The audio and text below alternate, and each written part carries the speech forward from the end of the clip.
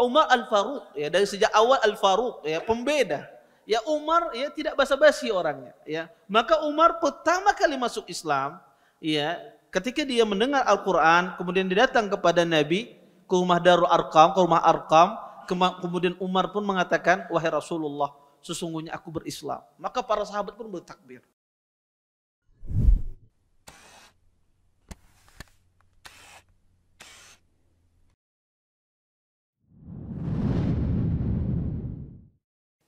Assalamualaikum warahmatullahi wabarakatuh. Innal hamdalillah nahmaduhu wa nasta'inuhu wa nastaghfiruh wa na'udzu billahi min shururi anfusina wa min sayyiati a'malina. May yahdihillahu fala mudilla lahu wa may yudlil fala hadiya lahu. Asyhadu an la ilaha illallah wahdahu la syarika lahu wa asyhadu anna Muhammadan abduhu wa rasuluh. Fa inna asdaqal hadits kitabullah wa khairul hadi hadi Muhammadin sallallahu alaihi wasallam wa syarrul umuri muhdatsatuha wa kullu muhdatsatin fid din bid'ah wa kullu bid'atin dalalah wa kullu dalalatin fin nar. Amma ba'd. Bapak-bapak, ibu-ibu, ikhwan dan akhwat yang dimuliakan oleh Allah Subhanahu wa taala. Alhamdulillah, segala puji bagi Allah Subhanahu wa taala dengan limpahan nikmat yang begitu besar, di antaranya nikmat iman, nikmat Islam, nikmat kesehatan, sehingga kita dimudahkan oleh Allah Subhanahu wa taala untuk bisa berhadir di majelis ilmu. Mudah-mudahan apa yang kita pelajari, apa yang kita tuntut pada malam hari ini mendatangkan keberkahan dari Allah Subhanahu wa taala dan kita bisa mengambil manfaat dari apa yang akan disampaikan nantinya. Bapak, Ibu, ikhwan dan akhwat yang dimuliakan oleh Allah Subhanahu wa taala, kita lanjutkan kajian kita tentang sirah nabawiyah. Kita masuk pada pembahasan Islam Hamzah wa Umar. Bagaimana masuk Islamnya Hamzah dan bagaimana masuk Islamnya Umar bin Khattab radhiyallahu taala anhuma jami'an. Kata Syekh di sini, fi sanatil khamisah aslama rajulani min kibari Quraisy mashhurani bil quwwati wasyaja'ah wa huma Hamzatu ammun nabiyyi sallallahu alaihi wasallam wa Umar bin Khattab sanil khulafa'ir rasyidin. Kata beliau, pada tahun kelima dari kenabian masuk Islam dua orang laki-laki pembesar Quraisy yang terkenal dengan kekuatannya dan keberaniannya. Mereka berdua adalah, kata beliau, adalah Hamzah paman Nabi SAW dan Umar bin Khattab, khulafa yang kedua dari khulafa ar-rasyidin. Kemudian kata Syekh di sini, wa kana Umar qabla islamihi min a'zamil mu'aridin lil Islam wal muntaqimin mimman aslam fa'adza Allahul Islam bi islamihima. Sesungguhnya Umar, kata beliau, sebelum dia masuk Islam, dari orang yang paling keras gangguannya, penentangannya terhadap agama Islam, dan orang yang paling keras, ya, pembalasannya, siksaannya terhadap orang yang masuk Islam. Maka Allah muliakan agama Islam ini dengan Islamnya mereka berdua, yaitu dengan Islamnya Hamzah dan Umar. Wa kana al-muslimuna fi dzalikal waqt, sesungguhnya jumlah muslim pada saat itu 40 rajulan, 40 laki-laki, wa 11 tamra'atan, dan 11 orang wanita, sehingga jumlah laki-laki dan wanita jumlahnya 51. Bapak, Ibu, ikhwan dan akhwat yang dimuliakan oleh Allah Subhanahu wa taala, Syekh di sini menjelaskan kepada kita perihal tentang dua orang besar dari bangsa Arab yang masuk Islam, yaitu Hamzah dan Umar bin Khattab radhiyallahu taala anhu.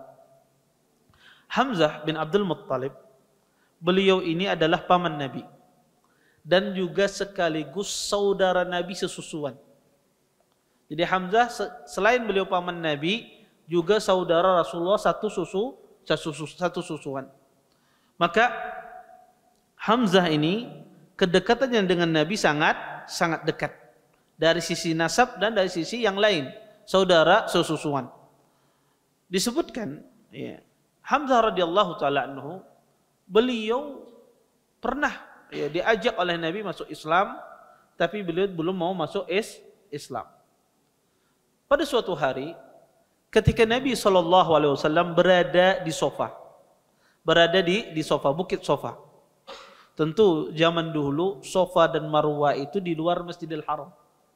Ya, zaman dahulu sofa dan marwah itu tidak di dalam Masjidil Haram. Makanya sebelum 50 tahun, 70 tahun yang silam orang berhaji, Anda akan lihat sofa dan marwah itu di samping kanannya orang jualan toko. Karena dia belum masuk Masjidil Haram. Ya, karena dia perluasan, pas perluasan masuk Masjidil Haram. Nabi SAW berada di sofa. Tentu sofa itu jauh dari pandangan manusia karena bukit. Ya. Pada saat itu didatangi oleh Abu Jahal. Didatangi oleh Abu Jahal, dan Abu Jahal melihat Nabi SAW, maka Abu Jahal pun melemparkan batu ke kepala Rasulullah. Kemudian berdarahlah kepala Nabi SAW, dan Nabi pun tidak membalasnya. Kemudian Abu Jahal mencaci maki Rasulullah, dicaci maki Rasulullah SAW dengan hinaan yang luar biasa.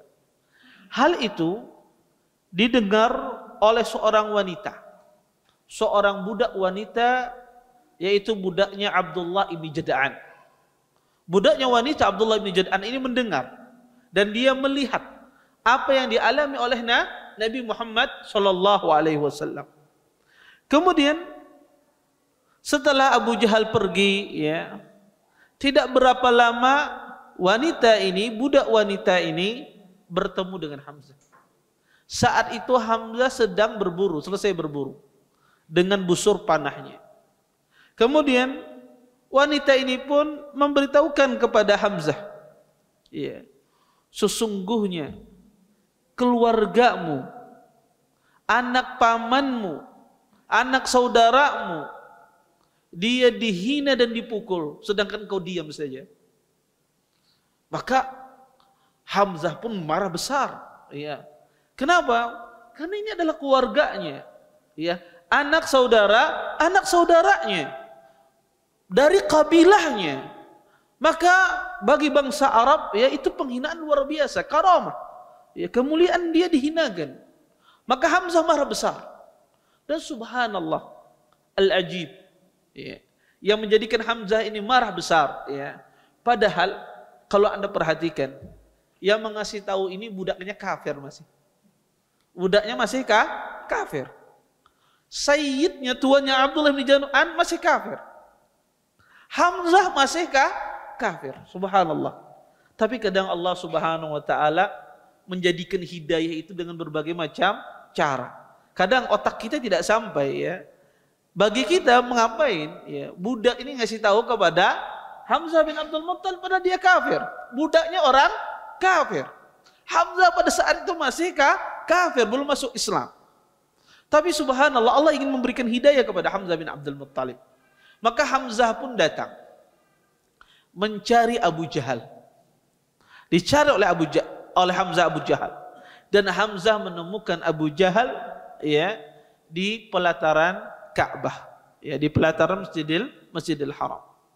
Kemudian ketika melihat Abu Jahal, maka Hamzah pun datang menghampiri Abu Jahal, kemudian dipukul oleh Hamzah kepala Abu Jahal dengan busur panahnya, sebagaimana yang dia lakukan kepada Nabi SAW.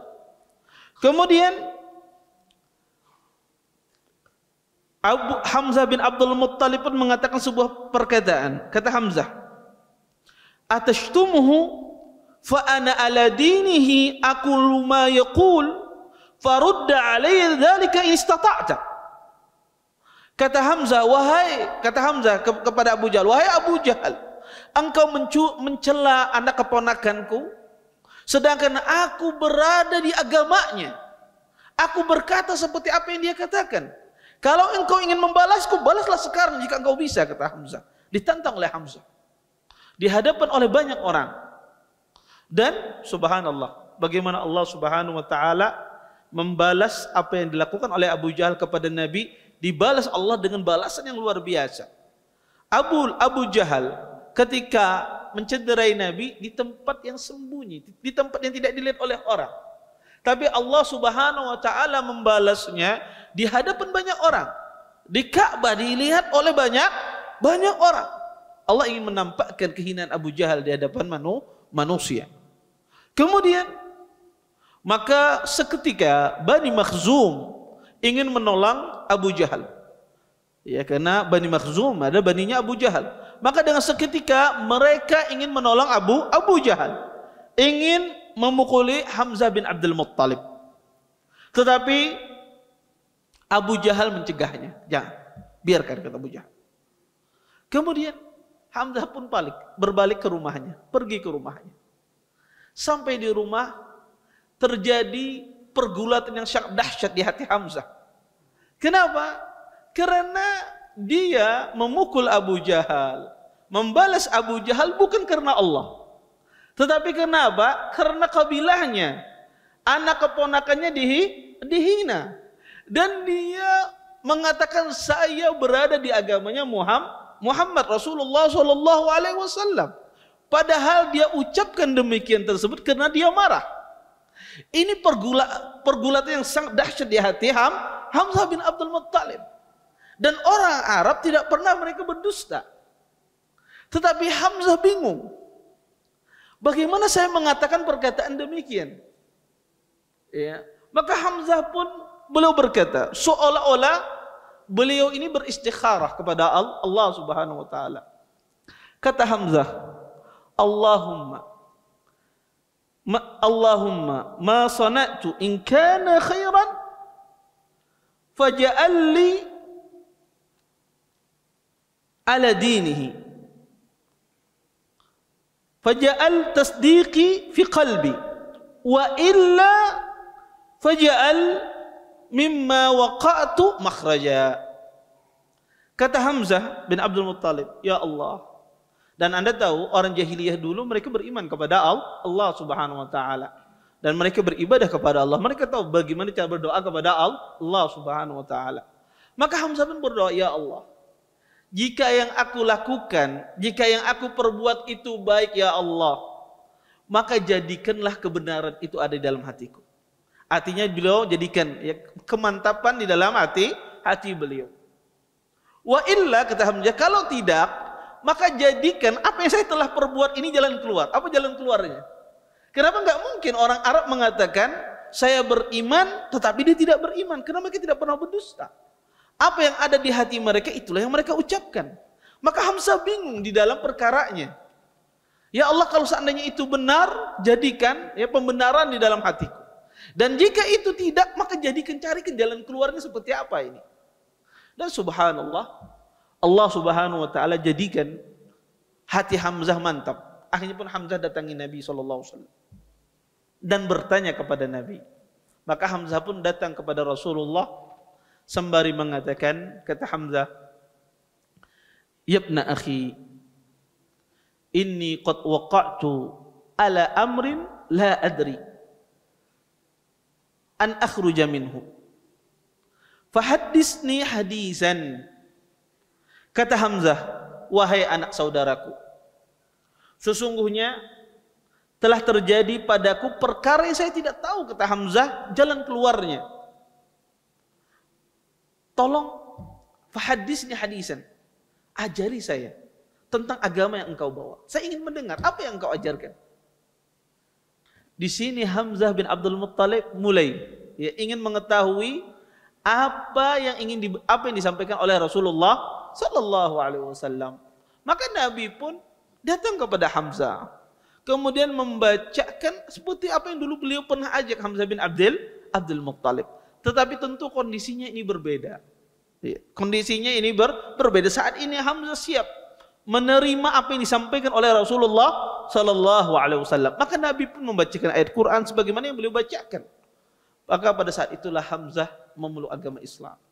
Kata Hamzah, sesungguhnya ya dunia ini, kata Hamzah, celakanya aku kalau seandainya aku memiliki dunia, tetapi aku masih dalam agama nenek moyangku.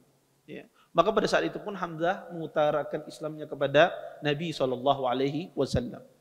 Bapak, Ibu, ikhwan dan akhwat yang dimuliakan oleh Allah Subhanahu Wa Taala, cerita Hamzah ini sangat menarik. Menariknya dari sisi apa? Menariknya dari banyak versi, dari banyak faidah. Di antara faidah yang lebih paling besar dari cerita Hamzah ini adalah bahwasanya Hamzah itu pertama kali mengutarakan keislamannya bukan karena Allah Subhanahu wa taala. Bukan karena Allah Subhanahu wa taala. Dan setelah itu barulah beliau betul-betul masuk Islam karena Allah Subhanahu wa taala. Maka seperti itulah biasanya manusia. Kadang orang itu ketika dia beribadah, ketika dia menuntut ilmu, pertama kali karena orang itu tidak ikhlas. Tidak ikhlas. Tapi berjalan waktu, maka ibadah yang dia kerjakan tersebut mendidiknya, menjadikan orang tersebut ikhlas beribadah kepada Allah Subhanahu wa taala. Makanya ada perkataan yang sangat indah dari Abdullah bin Mubarak. Kata Abdullah bin Mubarak, "Kunna talabna al-ilma li ghairillah, fa abal ilmu ay yakuna illa lillah." Kata Abdullah bin Mubarak, dulu kami menuntut ilmu bukan karena Allah. Dulu kami menuntut ilmu tidak ikhlas kepada Allah Subhanahu wa taala, dan ilmu pun enggan kecuali peruntukan untuk Allah. Ini menunjukkan bahwasanya dulu para salaf pun kadang-kadang mereka menuntut ilmu tidak ikhlas. Tapi lama kelamaan ilmu itu mendidik seseorang menjadi ikhlas. Sama kadang-kadang orang itu bersedekah di awal-awal mungkin dia riya. Mungkin dia ingin dipuji orang. Tapi lama kelamaan menjadikan dia bisa ikhlas kepada Allah Subhanahu wa taala. Maka kuncinya di dalam apapun kita beribadah, terus laksanakan ibadah tersebut. Iya. Walaupun ada gangguan riya, ada gangguan tidak ikhlas, laksanakan terus ibadah tersebut. Nanti ibadah itu sendiri yang menjadikan hati kita ikhlas kepada Allah Subhanahu wa taala. Sebuah kesalahan besar orang beribadah kemudian dia mendapat dirinya riya, kemudian dia berhenti dari ibadah tersebut. Iya. Dia berhenti, tidak mau lagi beribadah, ini salah besar. Teruskan ibadah tersebut. Ya, teruskan. Lama kelamaan orang itu akan berubah. Sebagaimana Hamzah bin Abdul Muttalib, beliau masuk Islamnya bukan karena Allah. Tapi setelah itu Allah jadikan keislamannya betul-betul karena Allah Subhanahu wa taala. Oleh karena itu kata para ulama, mungkin orang itu di awal ibadahnya, di awal hijrahnya, di awal dia menuntut ilmu, di awal segala sesuatu dia memulai perkara, mungkin dia tidak ikhlas karena Allah Subhanahu wa taala. Tapi lama kelamaan orang itu akan berubah, ya. Ilmu itu akan mendidik seseorang. Ilmu itu akan menjadikan orang bagus. Makanya kalau Anda punya anak, misalnya, anak saya nakal banget Ustaz, ya. Anak saya ini susah diatur. Anak saya ini ya Allah mecalnya luar biasa dan seterusnya. Maka bisa jadi di awal-awal, ya, anak itu demikian, ya, di awal-awal demikian. Tapi dia belajar, dia sekolah, belajar adab terus, maka dia akan berubah. Ya, maka dia akan berubah karena ilmu itu akan mengubah seseorang yang asalnya tidak baik menjadi baik. Taib. Kemudian di sini kata Syekh, masuknya Hamzah di dalam agama Islam. Maka ini mengubah ya peta ya kekuatan orang kufar Quraisy. Kenapa? Karena Hamzah ini adalah orang yang luar biasa, ya, orang yang terpandang dan orang yang sangat kuat di bangsa Quraisy. Dan sebelum Hamzah masuk Islam, tidak ada orang mengenal Hamzah bin Abdul Muttalib. Tapi ketika beliau masuk Islam, maka nama beliau terkenal akibat keislaman beliau. Kadang Allah Subhanahu wa taala angkat seseorang itu dengan Islamnya. Maka ketika Hamzah masuk Islam, maka terjadi gempar luar biasa di bangsa Quraisy. Kemudian tidak berapa lama, setelah 3 hari Hamzah masuk Islam, maka terjadi peristiwa besar lagi, yaitu Islamnya Umar bin Khattab radhiyallahu taala anhu. Islamnya Umar bin Khattab radhiyallahu taala anhu, ya. Ini banyak riwayatnya. Saya akan sebutkan ya riwayat-riwayat tentang Islamnya Umar bin Khattab radhiyallahu taala anhu. Umar bin Khattab radhiyallahu taala anhu ketika mendengar Abu Jahal itu dipukul oleh Hamzah bin Abdul Muttalib, sedangkan Abu Jahal itu, Umar itu adalah anak pamannya Abu Jahal dari ibu. Jadi Ibnu Khal. Ya, Ibnu Khal. Umar itu anaknya bapaknya Umar, ya, bapaknya Umar, ya. Ibunya Umar itu bersaudara dengan Abu Jahal. Ya. Maka Abu Jahal ini, ya, ketika mendengar Umar bin Khattab radhiyallahu taala anhu Abu Jahal dipukul oleh Hamzah bin Abdul Muttalib dan gempar di bangsa Quraisy, maka Umar pun, kata Umar, tidak bisa menyelesaikan permasalahan, ya, persengketaan yang ada di bangsa Quraisy pada orang kufar Mekah ini kecuali dengan pedang, kata Umar. Maka saya harus bunuh Muhammad, yaitu Rasulullah SAW. Dengan saya membunuhnya selesai pertikaian yang ada di kota Mekah. Maka Umar pun membawa pedangnya, ya, membawa pedangnya, sebagaimana diriwayatkan oleh Ibnu Sa'ad di dalam Tabaqatul Kubra. Maka kata Anas bin Malik, kharaja Umar mutaqallidas saif. Maka Umar bin Khattab radhiyallahu taala anhu membawa pedangnya terhunus. Falakiyahu rajulun min Bani Zuhrah. Maka Umar pun bertemu dengan seorang laki-laki dari Bani Zuhrah. Dikatakan laki-laki tersebut bernama Nu'aim bin Abdullah. Maka Nu'aim bin Abdullah bertemu dengan Umar bin Khattab radhiyallahu taala anhu. Kemudian ketika Nu'aim melihat Umar membawa pedangnya, dan Nu'aim sudah masuk Islam, Umar tidak tahu. Nu'aim masuk Islam. Kemudian Nu'aim bertanya, "Aina ta'midu ya Umar?" Kemana engkau hendak pergi wahai Umar membawa pedang tersebut? Kemudian kata Umar, "Uridu an aqtula Muhammadan." Saya ingin membunuh Rasulullah, itu Muhammad sallallahu alaihi wasallam. Nu'aim dia masuk Islam. Kata Nu'aim, ini khatir, ini bahaya ini. Ya, Umar ingin membunuh Rasulullah sallallahu alaihi wasallam. Dan Umar ini orangnya luar biasa, syadid, ya. Umar ini luar biasa, ya. Orangnya sangat keras di awal Islam. Dia sangat keras. Ya, sampai-sampai, ya, dulu seorang sahabat, ya, yang bernama Amir bin Rabi'ah. Ya. Amir bin Rabi'ah ini dia punya istrinya Laila namanya. Mereka berdua ini, ya, dulu mendapat siksaan luar biasa dari orang kufar Quraisy. Ini saya akan menceritakan bagaimana kerasnya Umar dan dalam pandangan sahabat bagaimana kerasnya Umar bin Khattab. Amir bin Rabi'ah ini, ya, pernah suatu hari pergi ketika dia ingin berhijrah ke Habasyah yang kedua. Dia sama istrinya ingin berhijrah ke negeri Habasyah. Ketika dia ingin berhijrah ke negeri Habasyah, ya, pada saat itu Laila, ya, binti Hasmah ini bertemu dengan Umar bin Khattab. Kata Umar bin Khattab, "Kemana engkau wahai Laila?" Kemudian kata Laila, ya,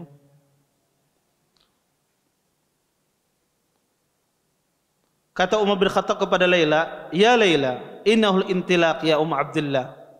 Kata Umar, "Wahai Abdullah, apakah engkau akan pergi?" Kemudian kata Laila binti Hasmah, "Na'am, wallahi la nukhrijanna fi ardillah. Azaitumuna wa qahartumuna hatta yaj'alallahu lana makhraja." Kata Laila, "Iya, kami akan keluar," kata Laila. "Kami akan meninggalkan, ya, kota Mekah ini. Kami akan keluar ke bumi Allah yang lain, ke tempat yang lain.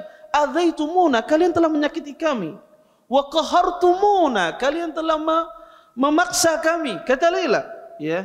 "Hatta ya Allah lana makhraja," sampai Allah berikan kepada kami jalan keluar. Ya. Karena Umar terkenal, dia sangat keras siksaannya. Dia kadang mengadab seorang jariyah, seorang budak, dari pagi sampai malam tidak berhenti. Ya, sangat keras. Ya. Mendengar perkataan Laila tersebut, Umar mengatakan, "Sahibakumullah. Semoga Allah Subhanahu wa taala menemani kalian." Maksudnya semoga kalian dijaga oleh Allah Subhanahu wa taala. Kata Laila, wa ra'aituhu lahu riqqah.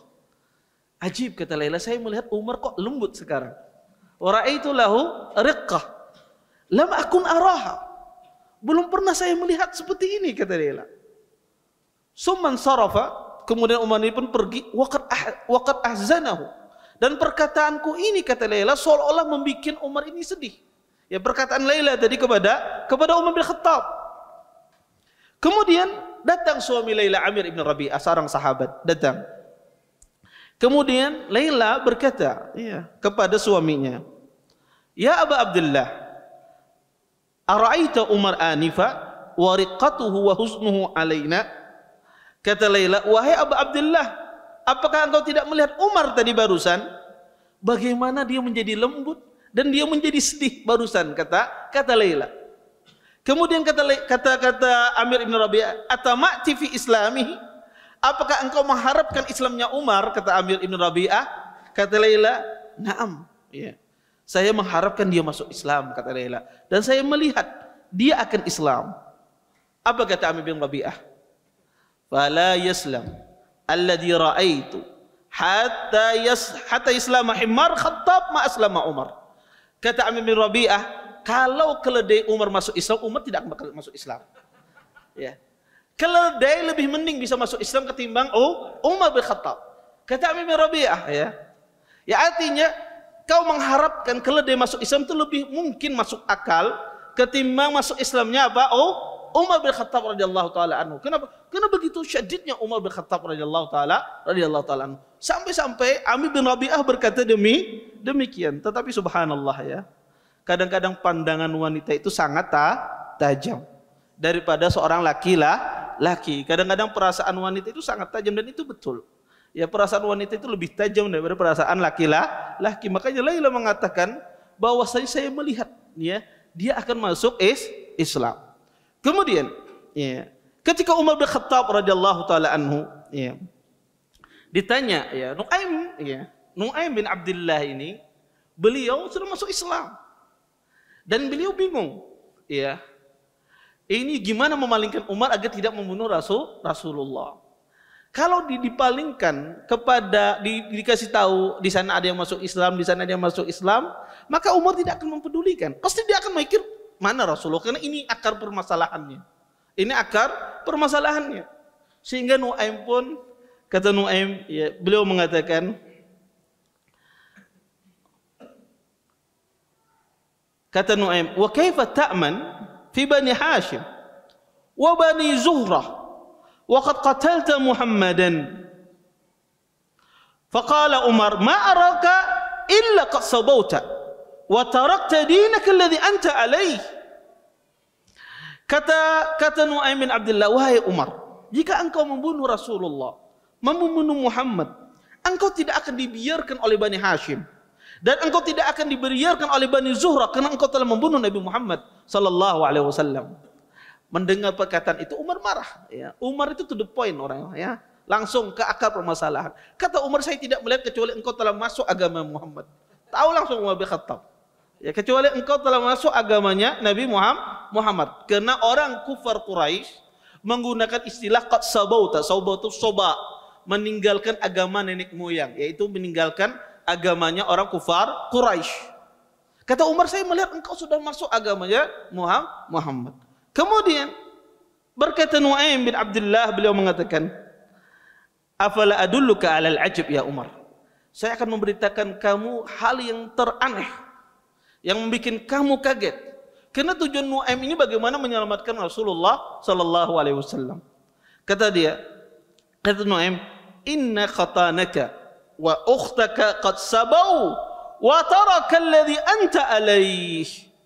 Kata Nu'aim, "Wahai Umar, sesungguhnya saudarimu Fatimah bintil Khattab dan suaminya Sa'id ibn Zaid telah keluar dari agama nenek moyang ini, masuk agamanya Nabi Muhammad sallallahu alaihi wasallam." Akhirnya pun Umar pun marah besar. Kemudian pun akhirnya dia ingin menuju Rasulullah, berbalik menuju keluarganya. Kan ini satu-satunya menurut Nu'aim yang bisa memalingkan Umar dari menuju Nabi. Karena Umar tidak tahu pada saat itu Rasulullah berada di Darul Arqam. Maka Umar pun ya, pergi menuju rumah saudarinya Fatimah. Pada saat itu Fatimah dan suaminya Sa'id bin Zaid sedang diajari oleh Khabbab bin al-Arad. Karena Nabi SAW ya mengutus setiap sahabat itu, ada sekelompok orang yang mengajari, kan tidak semuanya bisa diajari oleh Nabi SAW. Maka dibagi, ini diajari fulan, ini diajari fulan. Maka kebetulan di rumah Fatimah dan di rumah Sa'id itu diajari oleh Khabbab, dan Khabbab ini dulunya dari budak kemudian dibebaskan, disebut dari mawali. Maka Umar pun menuju rumah saudarinya. Ketika sampai di rumah saudarinya, maka Umar mendengar bacaan Al-Quran tersebut. Kemudian Umar ya gedor pintu itu dengan keras ya. Kemudian bertanya Sa'id, man? Umar bin Khattab. Ya, ketika mendengar Umar bin Khattab, maka Khabbab pun langsung sembunyi. Ya, kata Khabbab, kalau Sa'id dan saudarinya tidak selamat, apalagi saya. Ya, alatul ya. Saudarinya saja tidak selamat, apalagi saya, kata Khabbab bin al-Arad. Ya. Apalagi Khabbab bin al-Arad adalah mawali dari budak. Dulunya dari budak. Kalau dibunuh pun bayar diahnya sedikit. Ya, maka sangat mudah Umar menumpahkan darahnya. Ayo, Khabbab pun bersembunyi. Kemudian Umar pun ya bertanya, dibukakan pintu oleh Sa'id bin Zaid. Kemudian Umar pun bertanya, saya telah mendengar sesungguhnya kalian berdua telah masuk Islam. Ya.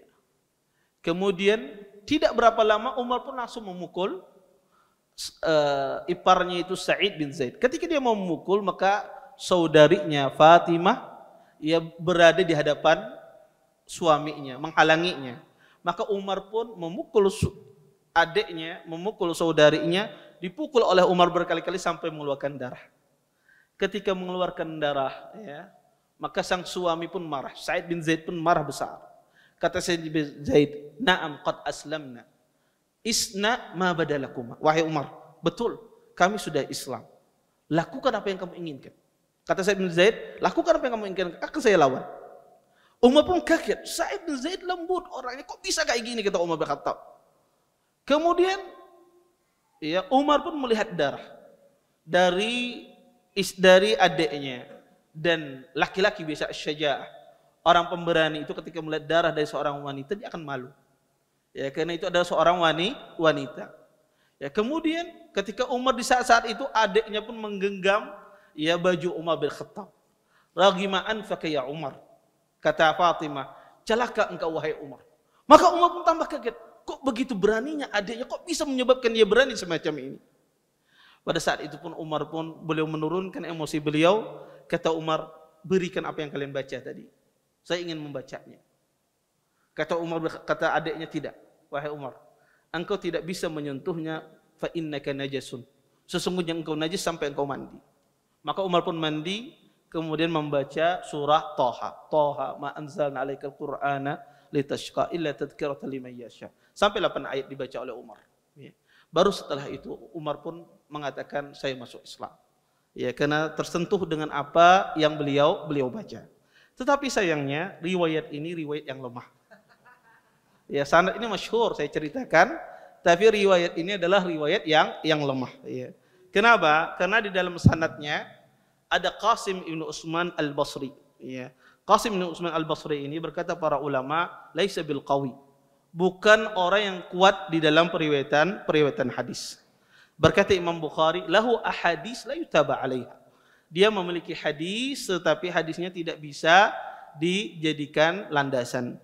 Sehingga hadis ini sebetulnya hadisnya lemah ya. Cerita ini cerita yang lemah, tapi saya ceritakan karena cerita ini masyhur ya. Hadis cerita ini dikeluarkan oleh Imam Ibnu Sa'ad di dalam kitabnya Tabaqatul Kubra. Kemudian ya, oleh karena itu para ulama mengatakan ya bahwasanya hadis ini ya dikatakan oleh Imam Daruqutni rahimahullahu taala ya, berkata Imam Zahabi, haddasa anhu Ishaq ibn al-Azraq bimatnin mahfud wa biqissati islami Umar wa hiya munkaratu jidda. Kata Imam Az-Zahabi telah meriwayatkan ya Ishaq bin Al-Azraq dengan matan yang baik, Tetapi kisahnya Islamnya Umar di dalam Tabaqatul Kubra tersebut itu adalah munkar jiddan, sangat mungkar kata Imam Adz-Dzahabi. Cerita yang kedua, peristiwa masuk Islamnya Umar. Ini cerita versi pertama, tetapi hadisnya sangat lemah. Peristiwa yang kedua masuk Islamnya Umar diriwayatkan oleh Imam Al-Bazzar dalam kitabnya Kasful Ashtar atau dalam kitabnya Bahrul Zahar. Jadi dalam Musnad Al-Bazzar dan juga diriwayatkan oleh Abdullah Imam Ahmad di dalam kitab Fadail Sahabah bahwasanya dari Zaid ibn Aslam berkata kepada kami Umar, atuhibbuna an uallimakum buduwi islami?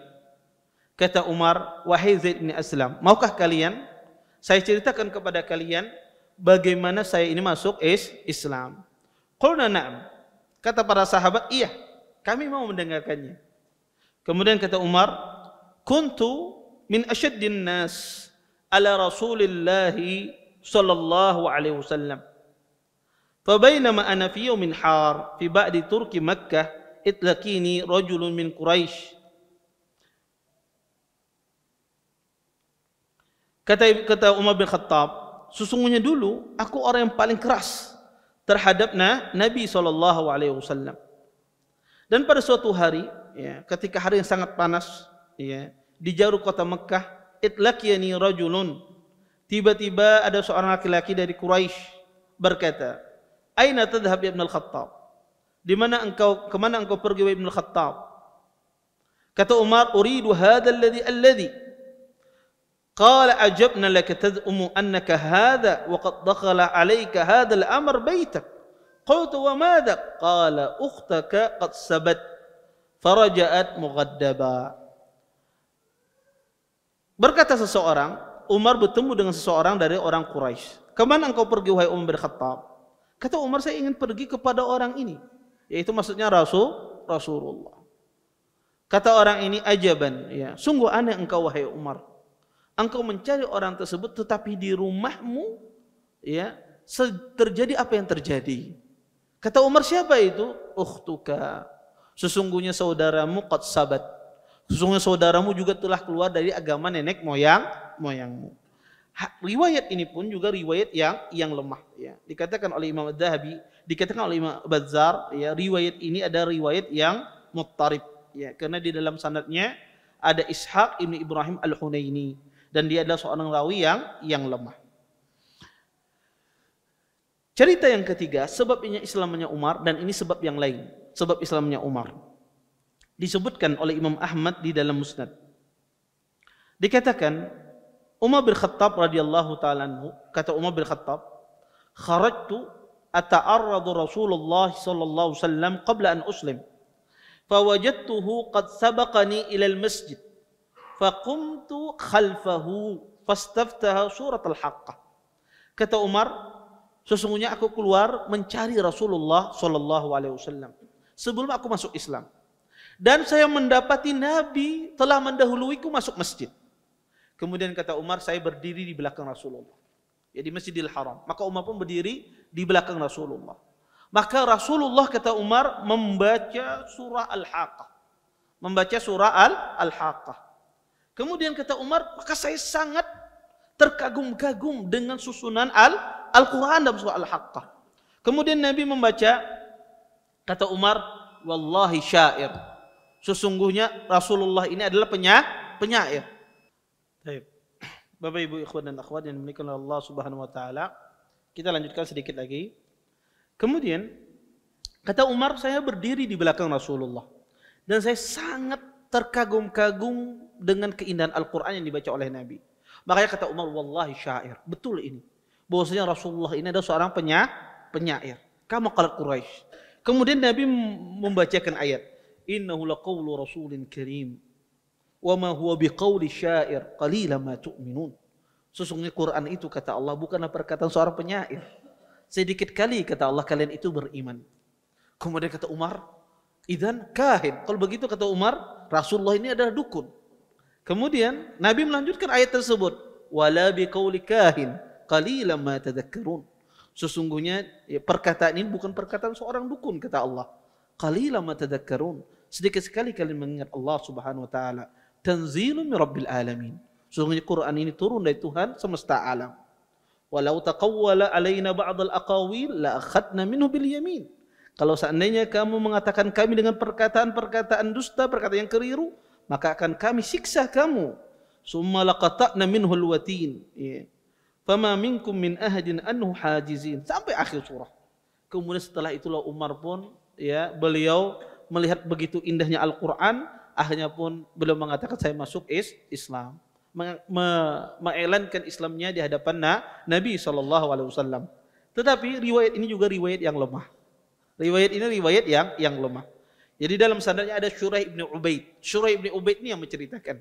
Tapi Syuraih ibn Ubaid ini tidak bertemu dengan Umar bin Khattab radhiyallahu taala anhu. Maka saya menyingkat, sebetulnya ada 5 versi Islamnya Umar bin Khattab radhiyallahu taala anhu. Dan semua versinya ada versinya lemah semua. Versi Islamnya Umar bin Khattab semua versinya lemah semua. Tetapi ulama sepakat.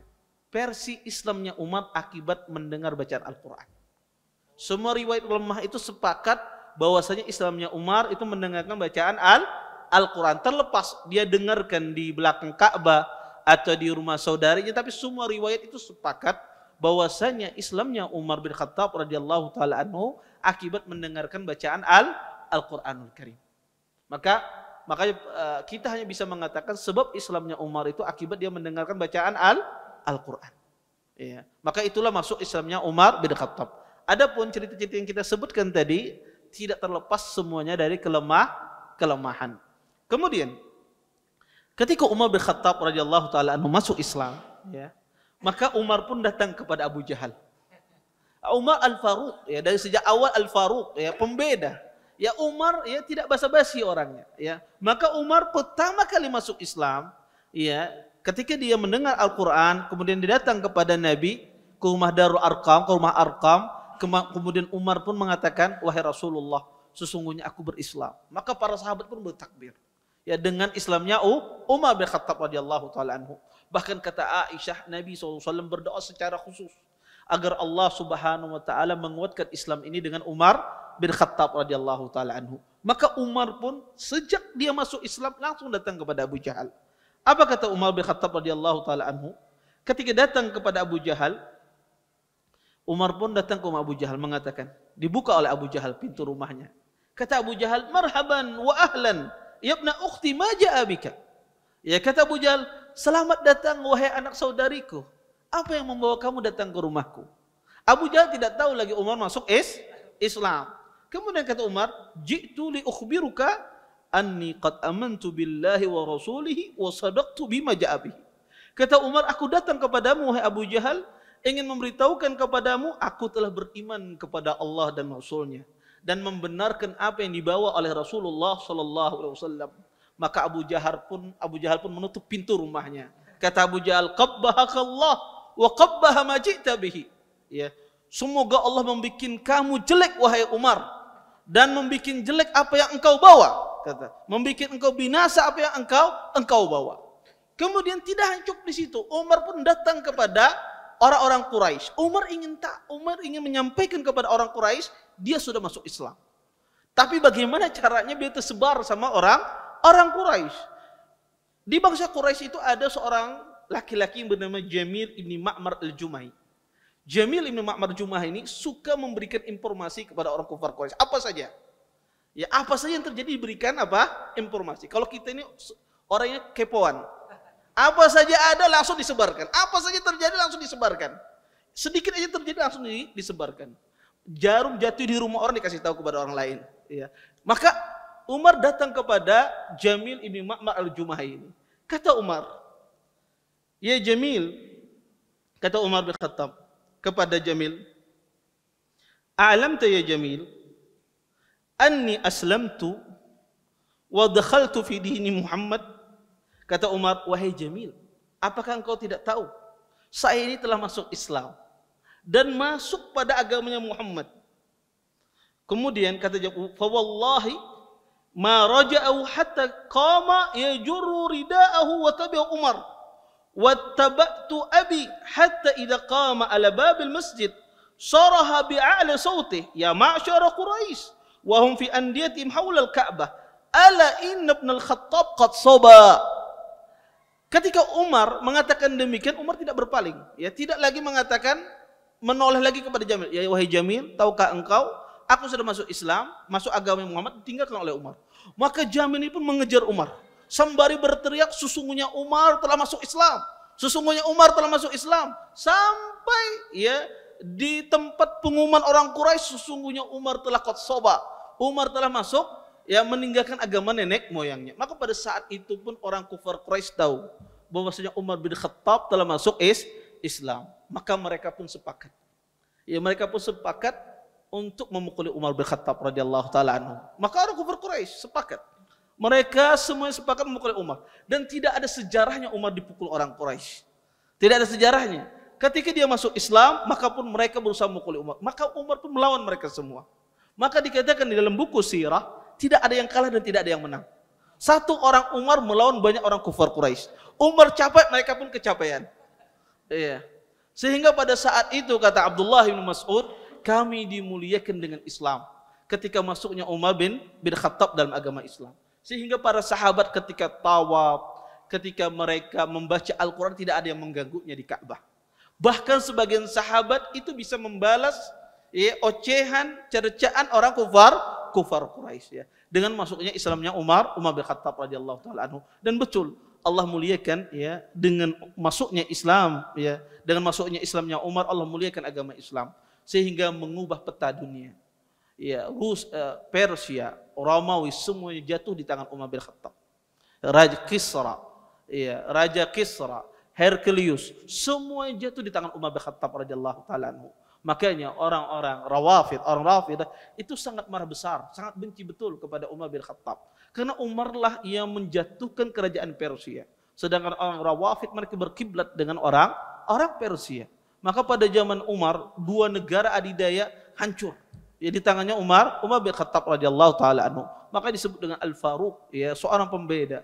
Sampai-sampai disebutkan sebagian riwayat, jangankan manusia, setan saja, kalau Umar berjalan satu jalan, maka setan mengambil jalan yang lain. Biasanya setan 4 lawan kita.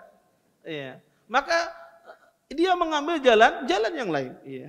Dan inilah, ya, Islamnya Umar bin Khattab radhiyallahu taala membawa kebaikan yang banyak. Taib. Ada beberapa faedah yang ingin saya sebutkan, tapi saya takut waktunya habis ini. Sedikit saya sebutkan, ya, beberapa faedah dari, ya, masuknya Islamnya dua orang sahabat yang mulia ini. Di antara faedah yang bisa kita ambil, ya, ketika masuk Islam dari dua cerita ini adalah bahwasanya seorang muslim itu jangan berputus asa. Bagaimanapun keadaan orang tersebut, selalu kita berhusnudzan, selalu kita optimis bahwasanya hidayah Allah itu kapan saja bisa datang. Bagaimana optimisnya seorang sahabi Laila ketika orang-orang pesimis bagaimana Umar bisa masuk Islam. Kalau ada keledai masuk Islam, maka Umar tidak akan masuk Islam. Ya, bagaimana, ya, semangatnya sahabi, ya? Karena hidayah itu tidak ada yang tahu, ya. Mungkin dia orang ini maksiat, ahli maksiat, tapi bisa jadi dia masuk Islam, bisa jadi dia berubah. Maka orang itu selalu optimis, ya. Sehingga, ya, jangan sampai dia suudzan, berburuk sangka kepada Allah Subhanahu wa taala. Innallaha ala kulli syai'in qadir. Allah itu kuasa atas segala sesuatu. Dengan sekejap Allah itu bisa menjadikan orang itu mendapatkan hidayah. Dengan sekejap pula Allah bisa menarik hidayah itu di hati kita. Maka seorang muslim selalu optimis dan tidak boleh bersuudzon, pesimis bahwasanya orang tersebut, ya, tidak mendapat hidayah, orang tersebut tidak akan mendapat petunjuk. Maka ini tidak boleh. Kemudian yang kedua, faedah yang kedua, selalu kita mendoakan hidayah kepada orang-orang yang belum mendapat petunjuk. Baik dia belum mendapat petunjuk masuk Islam, ataukah dia belum mendapat petunjuk mengenal sunnah, selalu kita doakan. Bukan sebaliknya, mudah-mudahan orangnya matinya dalam keadaan tidak. Tapi doakan selalu orang tersebut dalam keadaan hidayah. Baik dia belum masuk Islam, kita doakan dia masuk Islam. Baik dia sudah masuk Islam tapi tidak berada di atas sunnah, kita doakan dia berada di atas sunnah. Kemudian faedah yang ketiga, sunnatullah. Sunnatullah itu ketika kezaliman itu melampaui batas, pasti ada pertolongan Allah Subhanahu wa taala. Apa saja? Ketika kezaliman itu sudah luar batas, pasti datang pertolongan Allah Subhanahu wa taala. Ketika kezaliman kufar Quraisy yang luar biasa kepada Nabi SAW, maka dengan seketika Allah Subhanahu wa taala menjadikan dua orang yang besar, Hamzah dan Umar masuk Islam. Jaraknya berdekatan. 3 hari setelah Hamzah, maka Umar bin Khattab masuk Islam, dan Allah mampu mengubah segala sesuatu. Ketika kezaliman apa saja, kezaliman itu melampaui batas, siapapun yang berbuat zalim melampaui batas, pastilah pertolongan Allah Subhanahu wa taala akan datang kepada kaum muslimin. Kemudian di antara faedah yang bisa kita ambil bahwasanya masuk Islamnya Umar, sebagaimana riwayat yang sahih, adalah akibat mendengar ayat suci Al-Quran. Ini menunjukkan Al-Quran ini hidayah yang luar biasa. Al-Quran ini mukjizat yang luar biasa. Dan sampai sekarang, mukjizat itu tidak hilang sampai sekarang. Allah Subhanahu wa taala mengajak orang untuk bisa membuat semisal dengan Al-Quran. Tidak ada yang mampu. Dan Al-Quran ini syifa, obat dari segala sesuatu. Obat dari segala hal. Anda gelisah, Anda gundah, Anda sedih, segala hal, baca Al-Quranul Karim. Karena di situ terdapat ketenangan. Ala bidzikrillah tatmainnul qulub. Dengan berzikir kepada Allah, hati itu menjadi tenang. Maka yang menjadikan tenang kita ketika kita berzikir kepada Allah. Dan seutama-utama zikir adalah Al-Quranul Karim. Maka perbanyak seorang muslim itu membaca Quran di dalam kehidupan sehari-harinya. Jangan dia jauh dari Al-Quran. Jangan kita menyentuh Al-Quran ketika bulan Ramadan. Jangan kita menghatamkan Al-Quran ketika bulan Ramadan. Maka jadikan rutinitas kita, setiap hari kita harus ada membaca ayat suci Al-Quranul Karim. Karena Al-Quran itu petunjuk, hidayah. Bagaimana Umar bin Khattab, begitu kerasnya beliau mendapat petunjuk dengan mendengarkan bacaan Al-Quranul Karim. Maka ini penting bagi seorang muslim untuk selalu terikat dengan Al-Quranul Karim di dalam kesehariannya. Mungkin ini yang bisa ulun sampaikan, mudah-mudahan bermanfaat. Kalau ada pertanyaan silakan, mungkin 1 atau 2. Kalau nggak ada kita tutup. Ada yang bertanya? Ya.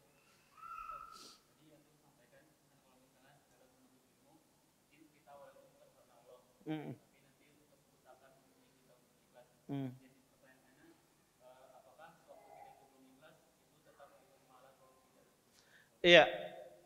Jazakumullah khair atas pertanyaannya. Syarat diterimanya sebuah amalan itu harus 2 syarat. Pertama, sesuai dengan apa yang dicontohkan oleh Nabi. Yang kedua harus ikhlas. Maka orang ketika pertama kalinya dia tidak ikhlas sama sekali dan dia tidak berusaha melawan, maka dia tidak akan mendapatkan pahala tentunya.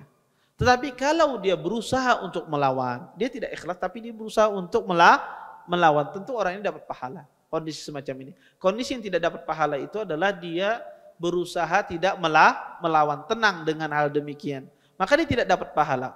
Tetapi kita katakan walaupun kondisinya demikian, terus Anda tuntut ilmu, terus Anda tuntut ilmu sampai hati Anda berusaha melawan.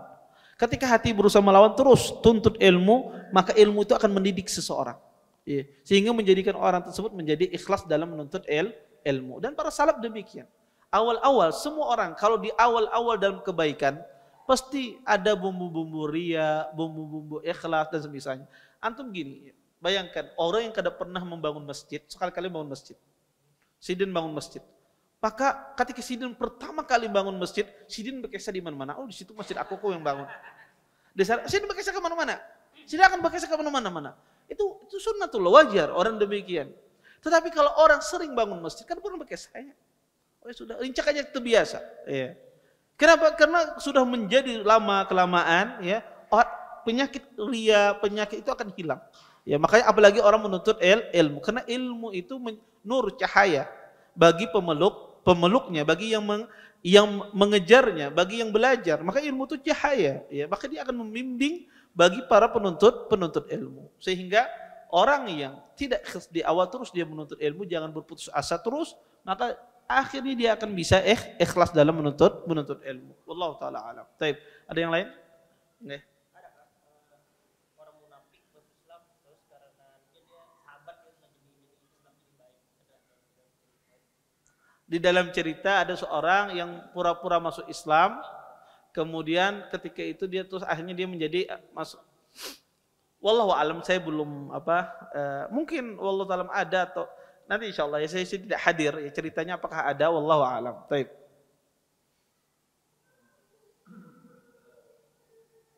Ya. Ya, jazakumullah khair atas pertanyaannya. Pertama tentang masalah betulkah peristiwa Umar bin Khattab radhiyallahu taala anhu ketika beliau berhijrah dengan terang-terangan, ya. Bahkan menantang orang kufar Quraisy menunggu beliau. Tidak diragukan ya, Umar bin Khattab radhiyallahu taala anhu, beliau adalah seorang yang pemberani, ya. Dan itu ya masyhur di dalam buku-buku sirah, ya. Karena disebutkan ya Umar bin Khattab, ya, beliau ketika masuk Islam beliau terang-terangan. Ya, semenjak beliau masuk Islam tidak pernah beliau sembunyi-sembunyi, ya. Makanya beliau mengiklankan Islam beliau, dan beliau tantang orang kufar Quraisy dan dilawan oleh Umar bin Khattab radhiyallahu taala anhu. Sehingga tidak asing bagi Umar ketika dia terang-terangan melakukan apa saja dalam agama Islam. Kenapa? Karena pertama dia dari Bani Adi, kabilahnya banyak. Kemudian Umar termasuk orang yang pemberani, ya. Sehingga itu orang kufar Quraisy berhitung besar ketika melakukan kepada Umar bin Khattab radhiyallahu taala anhu. Sehingga cerita itu masyhur dan disebutkan dalam banyak sirah, ya, di dalam banyak sirah. Adapun dari sisi sanad saya belum pernah meneliti, ya, sisi sanadnya tersebut, mudah-mudahan nanti, ya. Tetapi itu sangat masyhur sekali di dalam buku-buku sejarah. Kemudian masalah yang kedua adalah masalah apa yang dimaksud dengan ahlul fatrah. Ahlul fatrah itu adalah sebuah masa tidak diutus seorang rasul dan seorang nabi, dan tidak ada di masa tersebut orang yang mengikuti agama samawiyah, agama langit. Jadi sebuah masa tidak ada nabi yang diutus, tidak ada rasul yang diutus, dan tidak ada orang yang mengikuti agama yang lurus. Jadi orang nggak ada di sana beragama yang benar, tidak ada. Adapun pada masa Nabi bukan masa al-fatrah. Kenapa? Karena di situ masih ada orang yang beragama Hanif, ia tidak menyembah berhala. Karena kita jelaskan pertama kali orang kufar Quraisy menyembah berhala akibat perbuatan Amr bin Luhai al-Khuzai yang membawa berhala dari Syam ke kota Mekkah. Dan sebagian mereka masih berada dalam agama agama Nabi Ibrahim, ya, agama Nabi Ibrahim. Tidak disebut dengan ahlul fatrah. Jadi ahlul fatrah itu sebuah zaman, sebuah masa, tidak diutus seorang nabi, tidak diutus seorang rasul, dan tidak ada orang yang berada dalam agama Hanif. Tidak ada satupun yang berada dalam agama Hanif. Itulah yang disebut dengan ahlul fatrah. Hidup pada masa tersebut, maka sebagaimana dijelaskan oleh para ulama, kalau dia meninggal nanti dia akan diuji oleh Allah Subhanahu wa taala. Wallahu taala alam. Baik. Mungkin itu saja yang dapat saya sampaikan, mudah-mudahan bermanfaat. Kita tutup dan doa kafatul majelis. Subhanakallahumma bihamdika asyhadu an la ilaha illa anta astaghfiruka wa atubu ilaik. Assalamualaikum warahmatullahi wabarakatuh. Terima kasih. Jazakumullah khairan wa barakallahu fikum. Video ini dibuat atas partisipasi dari donasi Anda. Semoga menjadi amal jariah bagi Anda semuanya.